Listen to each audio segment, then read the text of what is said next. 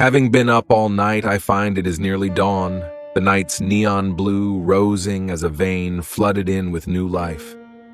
I am continually amazed at how it is orchestrated, this piece of daily heaven smoothing my inhibited breaths into deep undulations that seem to share their rounds with the larger cosmic order, made alive in the movements bringing their artistry anew to those who might otherwise forget the sun's command of both sight and song. It is small at first, with the rhythmic singing of a robin. A melody carried on in the faint thrumming crescendo and shifting direction of the wind, beckoning all creatures who sleep to behold what magnificence in the distance looms now ever nearer, as prefatory beams so hint of a merciful energy that as all depend on, all shall receive in perfect time.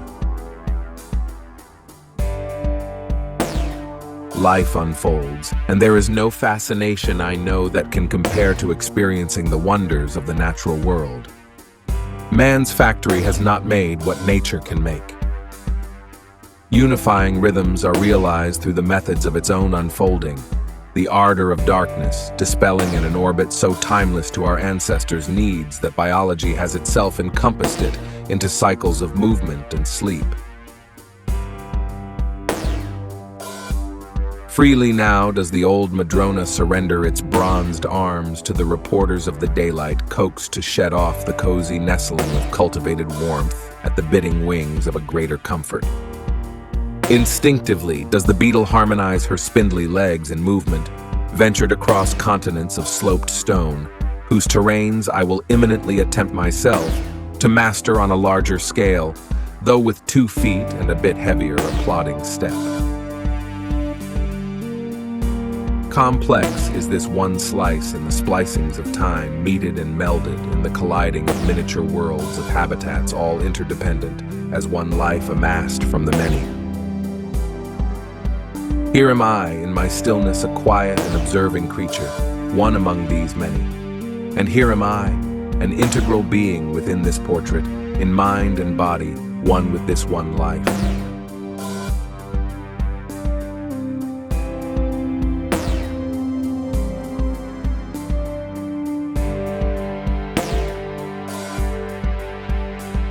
Life perpetuously celebrates its living, even in the kill for nourishment, even as the exposed innards of the sparrow are scavenged and picked clean. Even the air invisibly stirs with the revelings of the beating wings of insects who are born and will die in their fullness in but 6 weeks. I share a kind of exuberance with their flurry in the broadening sun. And when aware it can drive even me to forget all beyond what comes as naturally to me as comes to them, in such short-lived moments weighed in the tremulous heart, in the wiser inward-sightedness that can look upon the inevitability and measure of my own mortality, and between such membrane-thin borders, gracefully yet rejoice.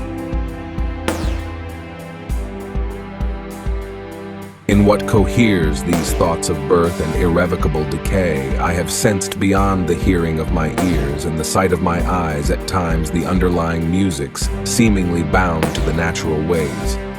Interwoven and low, the rooted branches broaching their nude and limber skins into the world, an inaudible crackle of new life being tracted into the wood. The winded hiss of canopies in the upper sphere balancing the gallant scampering of the furry and the quick, whose fixated eyes display no guilt nor discomfiture with themselves, but explore each day with the true beingness of the creatures that they are. This orchestration now flowers not only in sight and sound, but also yet soon in scent. These ripening perennial buds ever sensing their blooms as imaginings that will soon take their flights upon the mandibles of insects, dispersing the pleasant perfumes of spring's abundance, yielded up with no self-evident knowledge of how that roaming seed may get to where it must go. It is all a menagerie of inexhaustible marvel to me, from here where I sit on moist crabgrass of verdant, lively green, home to tendrils of golden aster and wide-stretched ferns, scattered and random among the blossomings of early spring, among strange networks of wrangled weeds with enough severe complexity inherent in the sprouting blades to challenge the rational tongue. Should one aspire to adeptly illustrate the concoction of such an imaginary and intricate world as seem these rural patches of pasture on the North Highlands, not yet usurped and made uniform by the organizing structurings of man.